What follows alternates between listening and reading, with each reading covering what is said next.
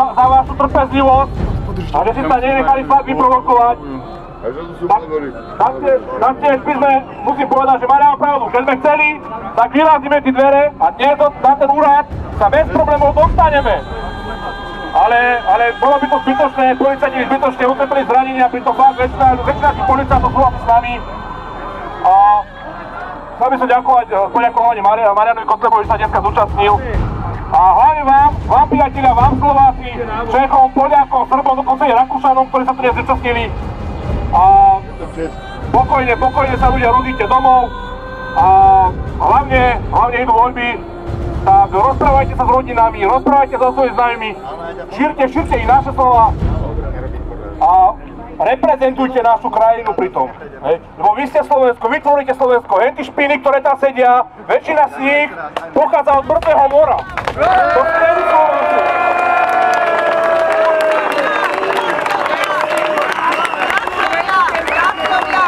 Sú to väčšinou chábari a špinaví sionisti, ktorí okupujú tento úrad vlády.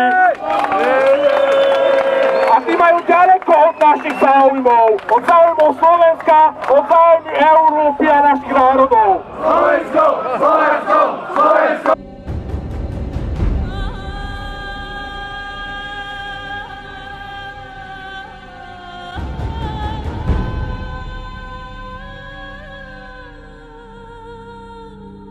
Pretože viem, že sem prišli naši českí priatelia, českí bratia. Prosím vás, sú tu nejakí?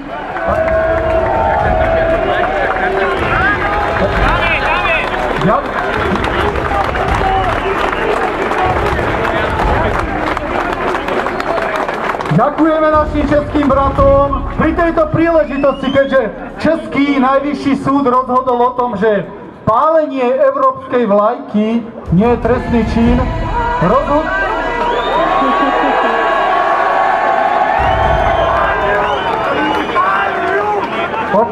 Opakujem.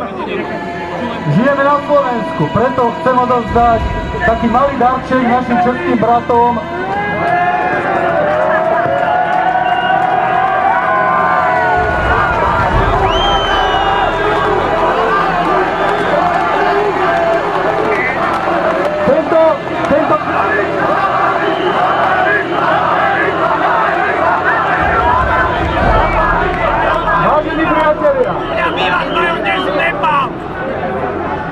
Vážení priatelia, pošleme ju našim českým bratom a oni nech sa naložia ako budú chcieť, dobre?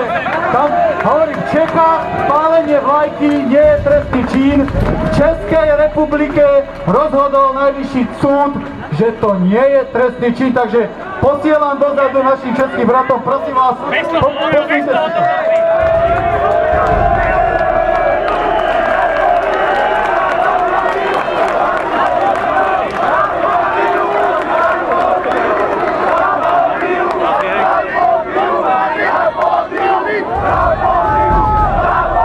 Vážení priatelia,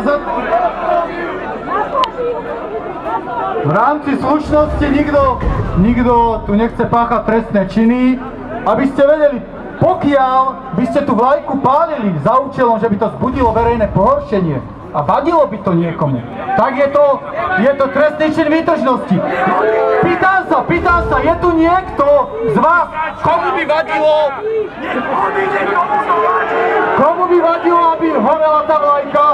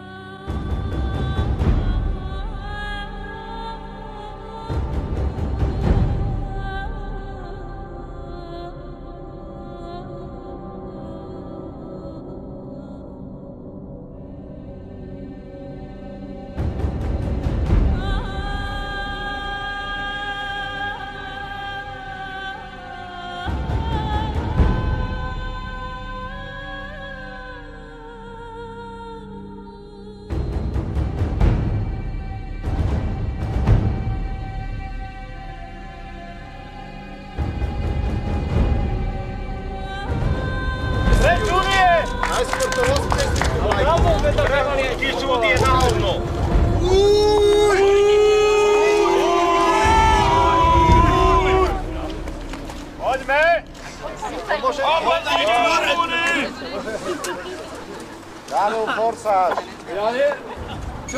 Špiny francúzske, nemecké, aby ste vedeli.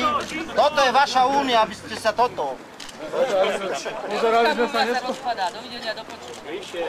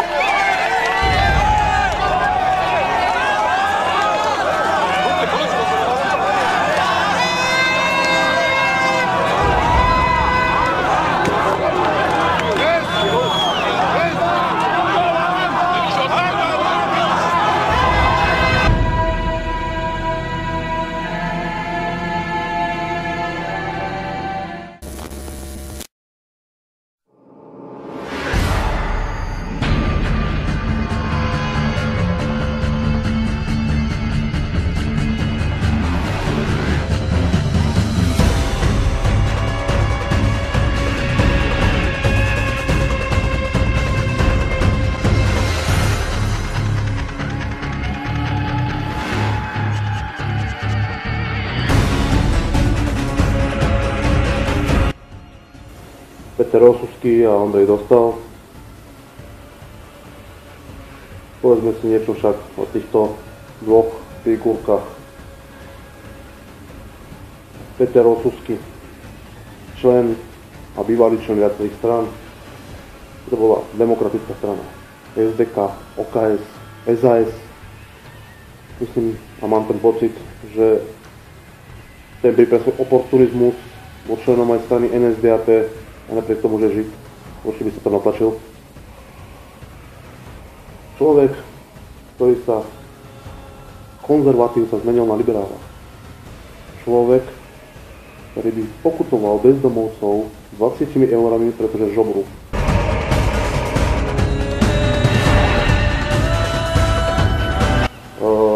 Peter Osusky napríklad ešte je priateľom Izraela, je na oficiálnej listine priateľom Izraela.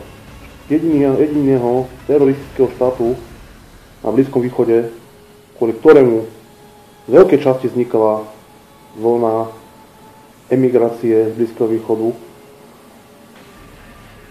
keďže Palestíncom kradne pôdu, vyvražďuje ľudí. Mnohí sa dokonca do Palestíny nemôžu vrátiť, ako je môj osobný priateľ doktor Rizal Sarech. Bombardujú Sýriu. Chystajú možno útok na Irán. To je najväčší teroristický štát. A hen taká zdochlina, ako je Peter Osusky, je priateľom teroristického štátu.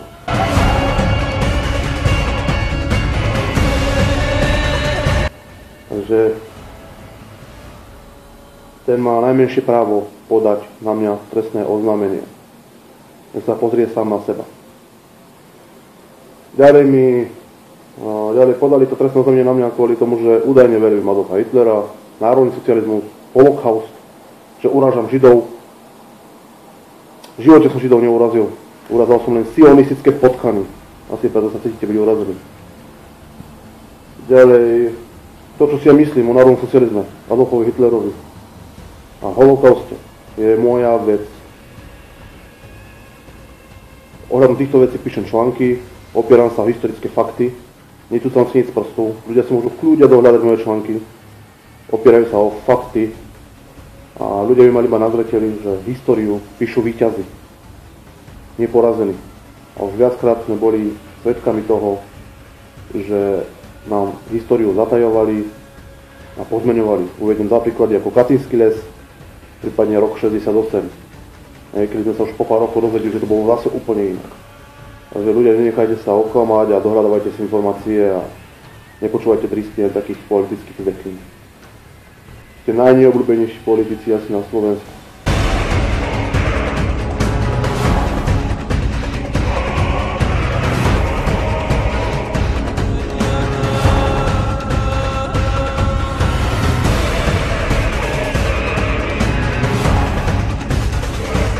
Dnešné video som sa rozhodol venovať Európskej únii, jej fungovaniu a jej úlohe pre ľudí, ktorí stoja za ňou. Európska únia je čisto komunistické zriadenie. Stojí na tých istých princípoch, na internacionalizme vlastne. Má spájať rôzne národy a rôzne krajiny, čo čo však nemôže fungovať, pretože európske národy sú rôznej mentality, majú rôznu históriu a preto spájať ich pod jednu vlajkou a s tými istými zákonmi je absolútne nemožné. Preto Európska únia pristupuje k zbrani menom multikultúra. Multikultúra má zničiť tradičné európske národy, tak ako sa to stalo vo Francúzsku alebo v Nemecku, kde už vlastne Nemci ani Francúzi nie sú hrdí na to, že sú Nemci a Francúzi a ani vlastne nepoznajú celú svoju históriu, celú svoju veľkosť a za týmto všetkým stojí práve multikultúra. Európska únia sa absolútne nebraní prílevu farebných imigrantov z afrických krajín, dokonca to ticho si podporuje, tak ako napríklad aj teraz Švédsko, kde sa rozmnožujú znásilnenia bielých žien černochmi a nikto s tým absolútne nič nerobí. Európska únia ako taká neplní úlohu nejakej tradičnej inštitúcie, kde by chránila európske národy, naopak potápa ich a robí z európskych národov otrokov finančných a otrokov dokonca skutočných fyzických. Sionistická židovka Monika Flašíková-Beňová, ktorá schváľuje odobieranie detí juvenilnou justíciou, kde sa ráta aj s tým, že tieto deti budú strkané do rodín zmiešaných párov, teda myslím nejakej inej etnickej príslušnosti, alebo neskôr, o pár rokov, ak to prejde, tak i homosexuálnych manželstiev, kde budú deti vychovávané absolútne v chorom prostredí a nebudú mať cit pre patriotizmus alebo vlastenectvo. Vlastne toto je celý cieľ Európskej únie.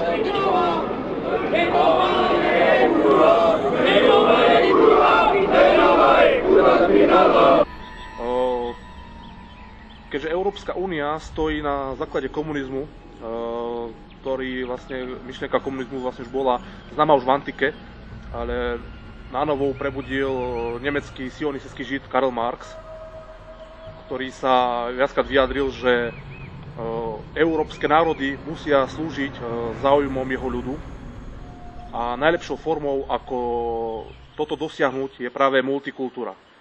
Takže myšlienka multikultúry v európskych národoch je už dlhšie známa a tí, ktorí za ňou stoja, si dobre uvedomujú úlohu tejto silnej zbrane. Na záver by som chcel len povedať, že pretlačanie takýchto multikultúrnych plánov zničí Európu, zničí národy a preto chcem apelovať na všetkých ľudí, aby prestali voliť politikov ako sú Smer, SDKU a poviešťaký odpad, ktorý absolútne nemá s európskymi tradíciami nič spoločné a začali voliť radikálnejšie cesty, radikálnejších ľudí, ktorí myslia na európske národy, myslia na blaho Európy a myslia vlastne na celkovú budúcnosť svojich potomkov a svojich detí. Osobne nemám proti, aby sa bolo jasné, osobne nemám proti Židom nič. Len sú Židia, ktorí žijú slušne, bez akýchkoľvek známok nenávisti k iným etnikám, bez používania teroru.